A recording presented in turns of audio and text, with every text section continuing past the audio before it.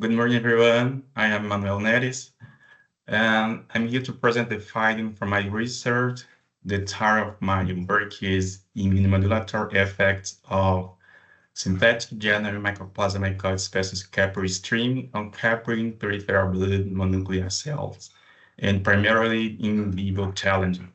This work has been supervised by Professor Dr. Marx from the Federal University of Bahia, Brazil, in collaboration with Brazilian Agricultural Research Corporation, Embrapa, and J. Clay Venture Institute.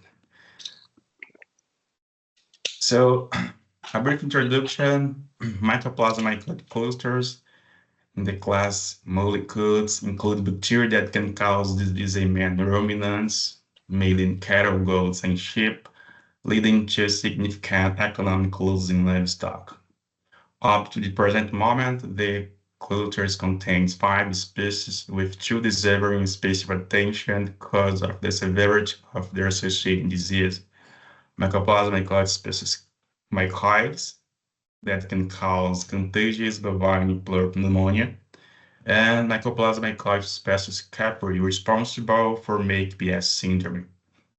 So these clusters shares the general characteristics of molecules, include the reduced genome, and researchers have often questioned whether it's possible to create a cell with a synthetic genome that is minimal enough to allow for the determination of each gene's functions.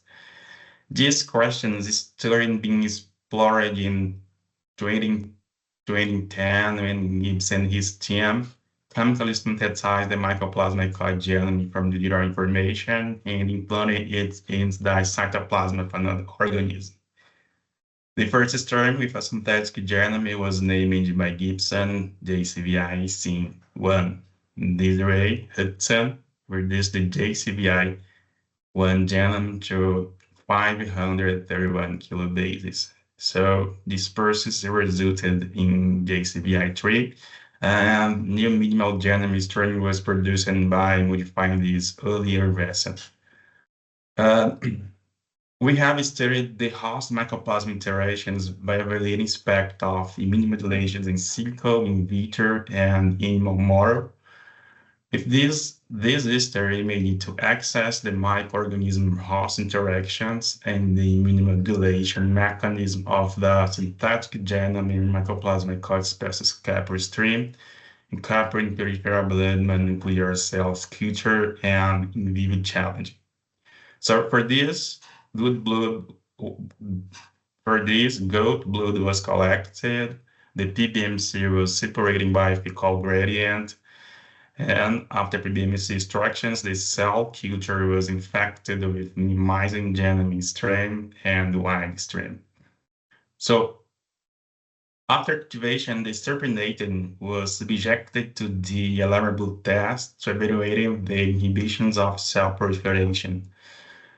Using the alarmable test, was found that except for 12 hours time point for JCVI3 highlighted in red, our synthetic strain inhibits PBMC proliferation at evaluating times compared to the negative control. So nitric oxide was administered using the GRIS test, and the LISA test was used to analyze the cytokine productions. The PBMC cells were subjected to flow cytometry for CD14 and CD21 markers. All tested stream could increase nitric oxide production at our analyzing infection time point, how you can see here. And our stream induced the productions of iodine beer after 6 and 12 hours. At 18 and 24 hours time point, only JCVI3A didn't cause an increase in the cytokine highlighted here in blue. The wide strain induced significant TNF-alpha productions at 6 hours and except for JCVI3B in 24 hours compared with synthetic strain and negative control. After 12 hours, JCVI3A and JCVI3B also induced TNF-alpha production. So when evaluating IL-4 productions from 6 to 18 hours, there is no statistically significant productions of the cytokine. After 24 hours, only for the JCVI3A stream was there no significant increase of the cytokine. So JCVI3A has a different cytokine response profiling to the other streams, and the heat map results revealed a predominantly pro-inflammatory cytokine and profile at 12 and 18 hours. Flow cytometry analysis of CD14 marker show that JCVI 1.0 in the Y-type strain stimulate macrophage response faster than the other streams, like we can see here. For CD21 marker, all strains were able to induce B cell at all times analyzed. So we started in vitro study. Group of goats are being internalized infected with the different synthetic strain and a wild type strain. Here are some pictures of the process that involve blood collections and inoculations of different minimal cell stream. So during the whole process, the animal health is being closely monitored through clinical, biochemical, and hematological exam. After infection with stream, we will evaluate the bacterial load, cytokine expressions, and perform histopathology and immunohistochemistry. So thank you so much for this opportunity and for your invitation.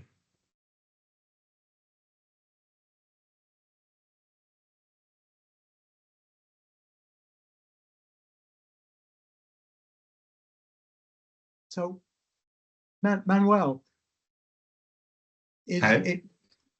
go ahead, James, you're up. Thank you, John. But I could go after you. Thanks very much, Manuel. Beautiful work. Do you have a hypothesis why the inhibition of proliferation, one of the first assays you described, why SYN3 might be more inhibitory than SYN1, lacking those genes 179 and above? Because my understanding was that SYN3 also lacks those genes. So do you have a sense why that the most minimal strain of all was more inhibitory than a presumably faster growing strain? Okay, James, thank you for question. So that is some result that we didn't waiting for, but we believe that with the next step, with the Immunomodulatory, we can give more details about this process. We are studying these results, and with this, we think that with the actually experiment with the in vivo model, we can answer some questions that it's not possible to answer now with the in cell model. Thank you very much. Can I have Manoel with the question? I'm Lucas. I'm his advisor, and I think the point key is related with the 8 genes that was introduced in SYN3 strain, and we are analyzing using immunoinformatics now to understand how this role of these genes and what's the roles of the genes in the immune response and the cytokine response, to understand better the difference of the response that we observed in vitro cell model. But we need to do, are doing the in vivo model now, and I think we can understand better the situation with this. We are doing these two different approaches: the high immunoinformatics, the in vivo model, and maybe we can understand the whole process after the analyze these two approaches. Wonderful, beautiful work. Thank you again. So,